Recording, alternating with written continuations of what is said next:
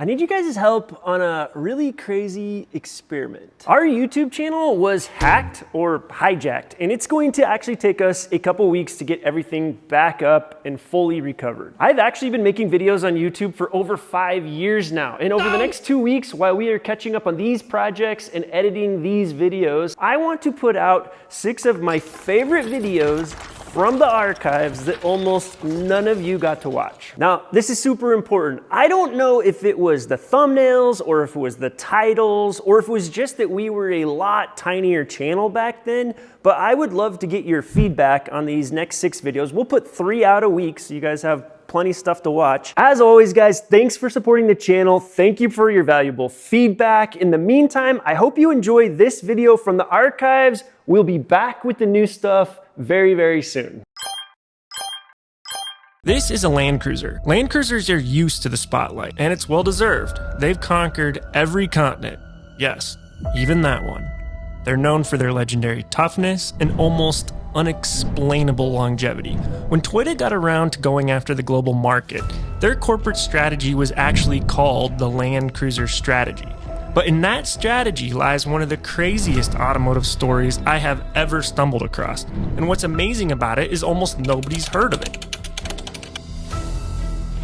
Several early attempts of the Land Cruiser strategy actually failed. And it wasn't the Land Cruiser that eventually saved the day, it was another truck, a truck Toyota purists don't even really like. This is a wild story. It's a story about a truck that should have never existed yet somehow became the flag bearer for an entire country, building its own automotive legacy. It's the story of how a fledgling car company learned to grow up and conquer the world. This is the story of the Toyota Bandeirante. So I actually own one of these trucks, and when I bought it, I just bought it because I thought it would be an interesting project truck. It was in pretty good shape, but it still had definitely some things broken. And I'm a pretty mediocre mechanic, but it felt like something that I could handle. So I pretty much jumped on it, and then I started doing research on the internet. I was trying to find parts. And I was amazed at how useless the internet was when you were trying to search for Bandeirantes. There was just hardly any information out there. There was hardly anything on its history. There's like the skeleton of a story, but you could always tell that there was a bunch more. So I just kind of jumped into the rabbit hole, and after spending I'd say probably about 50 hours of research on these vehicles, the story started to come together. So why haven't you heard of the Bandy? Well, first of all, they weren't made for us. They were made for the notoriously tough roads and wild environments of Brazil to serve a Portuguese-speaking population where the name Bandeirante means flag bearer, which was synonymous with the name given to early explorers and slavers in Brazil. So the story of the Bandeirante is one of guts and fortitude. This vehicle had to overcome almost impossible odds to even exist. Okay, so here's the automotive landscape in 1958. Toyota's total production was 78,856 vehicles, all in Japanese factories. That same year, Ford Motor Company is producing its 50 millionth vehicle, and Chevrolet retained the annual production title, producing 1.2 million vehicles in that one year. Toyota was a tiny car company, almost nobody had heard of, kind of like this YouTube channel, so feel free to hit the like button and subscribe to help us out. So, in this situation, what does the underdog Toyota do? Toyota decided to chase underserved global markets in a desperate effort to find global relevance. Toyota started importing Land Cruisers to Brazil. So they were importing FJ25s that were actually in pieces and boxes. These kits were called CKDs, or complete knockdowns. They were brought over on a ship, and then they stuck them in a warehouse, and they would assemble them. Believe it or not, these Land Cruisers were assembled in an old Land Rover facility because Land Rover had decided to give up on the Brazilian market. So Toyota's sitting there thinking, what could go wrong? The Brazilian government decided to nationalize the production of vehicles for Brazil, meaning that every single part to a vehicle had to be produced in Brazil in a Brazilian factory full of Brazilian employees. The Land Cruiser was doomed in Brazil, and Toyota was at a crazy crossroads. They could run home, just like Land Rover had, or they could try to unwind a seemingly impossible barrier of entry. There was a really obvious need for a tough passenger 4x4 in the rugged Brazilian backcountry.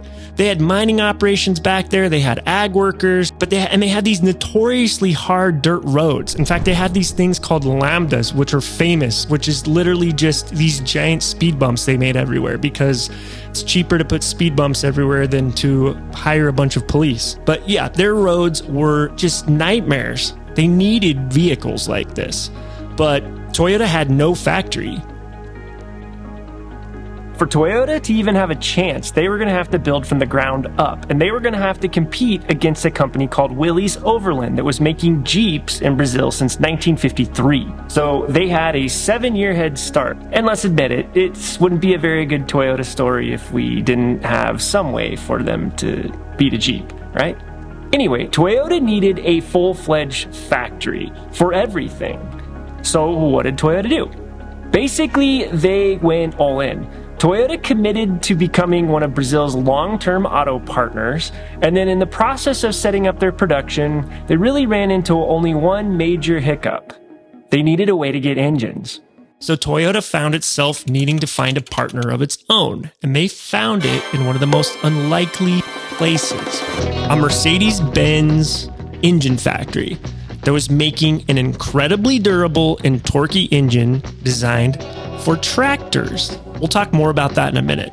Toyota struck a transition deal with the Brazilian government where they were able to continue to put together Land Cruisers for a couple years, with most of the major parts coming from Japan. This was until 1965, as they scaled up and built out their Brazilian production, becoming the first Toyota production outside of Japan. 1965 saw the last Brazilian assembled Land Cruiser, and 1966 saw the birth of the Bandeirante, Brazil's very own branded 40 Series 4x4 Toyota, and the first Toyota vehicle ever made outside of Japan. By 1968, 100% of production for every Bandy was done in Brazil. To accomplish this feat, Toyota had to relocate an original 700-ton frame press from Japan to Brazil. 700 tons. Just can't even comprehend how you move something like that. This press dated back all the way to the formation of Toyota and was a critical piece of equipment to produce Bandy's legendary all-steel frames. So what about this partnership with Mercedes-Benz? So, in order to get vehicles to market fast, Toyota needed an engine factory, but they didn't have enough time to build one. There's just too much complexity there. And they couldn't keep shipping them from Japan because of their deal with Brazil, with the Brazilian government. So, in one of the weirder deals of automotive history, Toyota made a deal with a Mercedes-Benz engine factory. It was a diesel engine factory that actually made engines for tractors to supply them with engines for the Bandeirante.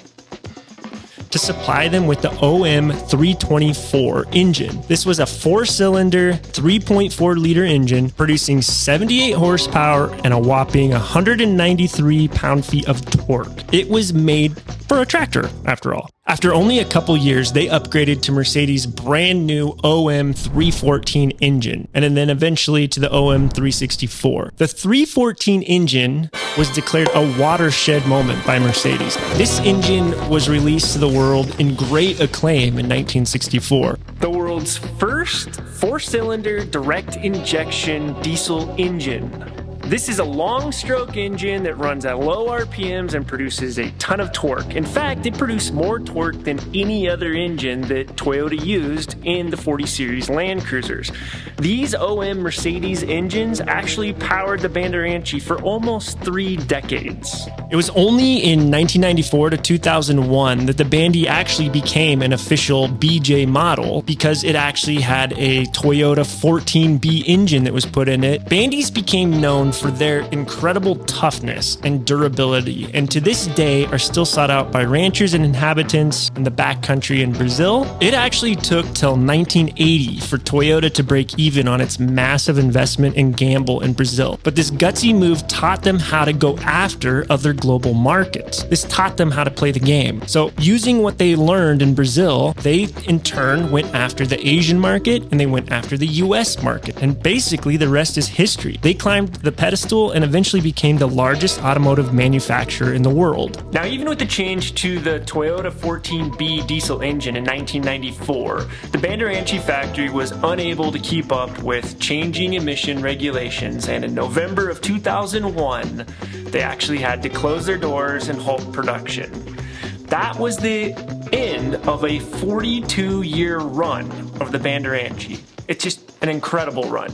The Bandeirante did live on though, because it paved the way for Toyota to build additional model factories in Brazil, including a Corolla factory. In the Bandy owner's manual, it actually says this: the Toyota Bandeirante was built to last for many years, producing profits for its owners. I don't think car manufacturers talk like that anymore. I like that.